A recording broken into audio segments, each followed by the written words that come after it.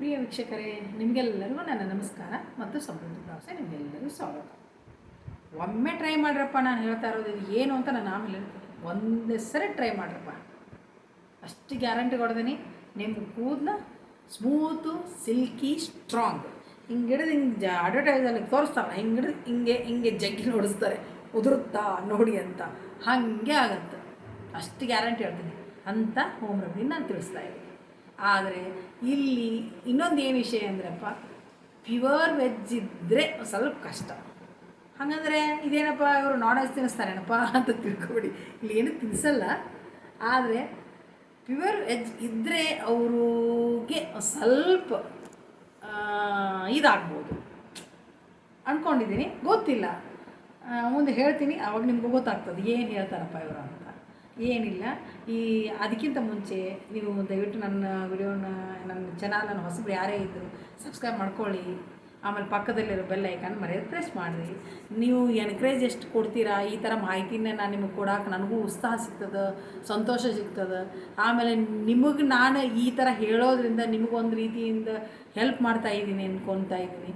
ಹಾಗೆ ನೀವು ನನಗೊಂದು ರೀತಿಯಿಂದ ಹೆಲ್ಪ್ ಮಾಡ್ಬೋದು. ಯಾವ ಥರ ಅಂದರೆ, ನೀವು ಸಬ್ಸ್ಕ್ರೈಬ್ ಮಾಡ್ಕೊಳ್ಳೋದ್ರಿಂದ, ಲೈಕ್ ಮಾಡೋದ್ರಿಂದ ಅಲ್ವಾ ನನಗೆ ಹೆಲ್ಪ್ ಮಾಡ್ತೀರಾ. ಹೆಂಗೆ ಹೆಲ್ಪ್ ಮಾಡ್ತೀರಪ್ಪ ಅಂದರೆ, ದುಡ್ಡು ಬರಲ್ಲ, ಸಬ್ಸ್ಕ್ರೈಬ್ ಮಾಡ್ಕೊಂಡ್ರೆ ನನಗೆ ದುಡ್ಡು ಬರಲ್ಲ. ಓನ್ಲಿ ವ್ಯೂಸ್ ಮಾಡೋದ್ರಿಂದ ಮಾತ್ರ ನನಗೆ ದುಡ್ಡು ಕೊಡೋದು. ನೀವು ಸಬ್ಸ್ಕ್ರೈಬ್ ಎಷ್ಟು ಜನ ಸಬ್ಸ್ಕ್ರೈಬ್ ಮಾಡ್ಕೊಳ್ಳಿ, ಲ್ಯಾಕ್ಸ್ ಟು ಅದಕ್ಕೆ ಸಬ್ಸ್ಕ್ರೈಬ್ ಮಾಡ್ಕೊಬೋದು. ಅದರಿಂದ ಯಾರಿಗೂ ದುಡ್ಡು ಬರಲ್ಲ.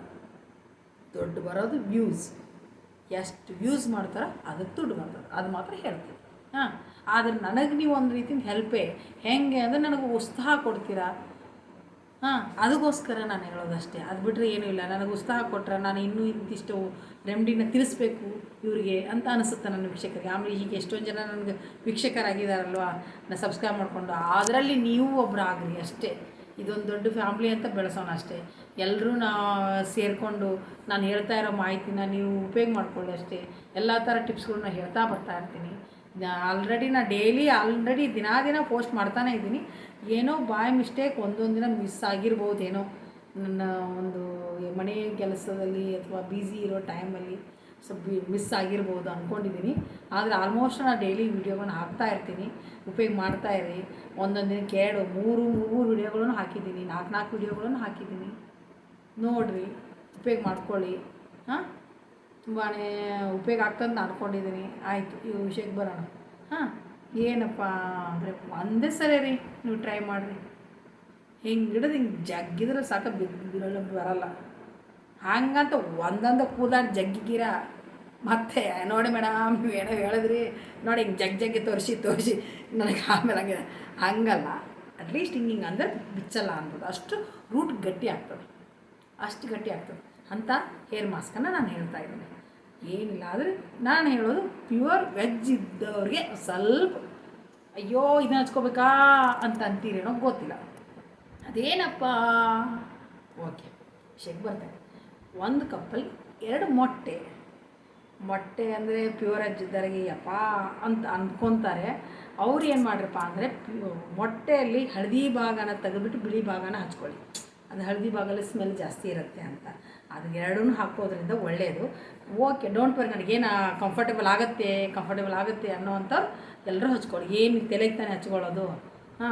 ಅದು ಮೊಟ್ಟೆ ತುಂಬಾ ನಮ್ಮ ಕೂದಲು ರೂಟನ್ನು ಫುಲ್ಲು ಗಟ್ಟಿ ಮಾಡ್ತದೆ. ಅಷ್ಟು ಸ್ಟ್ರಾಂಗ್, ಹೈ ಪ್ರೋಟೀನ್ಸ್ ಇದೆಯಲ್ಲ, ತುಂಬಾ ನಮ್ಮ ಕೂದಲನ್ನು ಗಟ್ಟಿ ಮಾಡ್ತದೆ. ಅದಕ್ಕೆ ನಾನು ಹೇಳ್ತೀನಿ 2 ಮೊಟ್ಟೆ ಮಿನಿಮಮ್ ಅವರು 2 ಮೊಟ್ಟೆ ತೊಗೊಳ್ಳಿ. ಕೂದಲು ಸ್ವಲ್ಪ ಜಾಸ್ತಿ ಇದ್ದವ್ರಿಗೆ 3 ಆ ಥರ ಯೂಸ್ ಮಾಡ್ಬೋದು. ಅದನ್ನು ಒಡೆದ್ಬಿಟ್ಟು ಕಟ್ ಮಾಡಿ ಮೊಟ್ಟೆ ಹಾಕ್ಕೊಳ್ಳಿ. ಮೊಟ್ಟೆ ಜೊತೆ 2 ಟೀ ಸ್ಪೂನಷ್ಟು ಕೊಕೊನಟ್ ಆಯಿಲ್ ಮಿಕ್ಸ್ ಮಾಡ್ಕೊಳ್ಳಿ. 1 ಟೀ ಸ್ಪೂನಷ್ಟು ಅಲೋವೆರಾ ಜೆಲ್. ಈ 3 ಸಾಕಷ್ಟೇ, ಇನ್ನೇನು ಬೇಡ ಅದಕ್ಕೆ.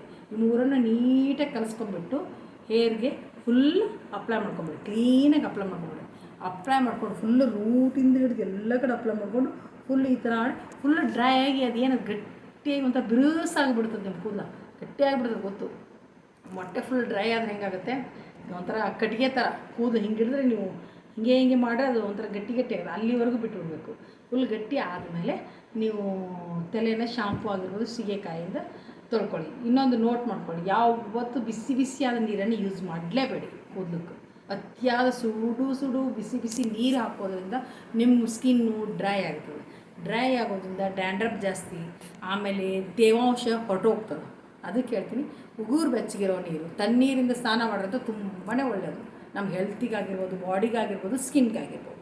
ತಣ್ಣೀರಿಂದ ಮಾಡೋದ್ರಿಂದ ನಮ್ಮ ಬ್ಲಡ್ ಸರ್ಕ್ಯುಲೇಷನ್ ಸಹ ಆಗ್ತದೆ. ಅಷ್ಟು ಒಳ್ಳೆಯದು ತಣ್ಣೀರು. ಆದರೆ ಮಾಡೋಕ್ಕಾಗದೇ ಇರೋರು ಉಗುರು ಬೆಚ್ಚಗಿರೋ ನೀರಿಂದ ಸ್ನಾನ ಮಾಡಿ. ಡೈಲಿ ಅಷ್ಟೇ, ನನ್ನ ಮೈ ಸ್ನಾನ ಮಾಡಲಿಕ್ಕೆ ಯಾವುದೇ ಮಾಡಿ ಉಗುರು ಬೆಚ್ಚಗಿರೋ ಸ್ನಾನನ ಒಳ್ಳೆಯದು. ಅದನ್ನು ಮಾತ್ರ ಹೇಳ್ತೀನಿ.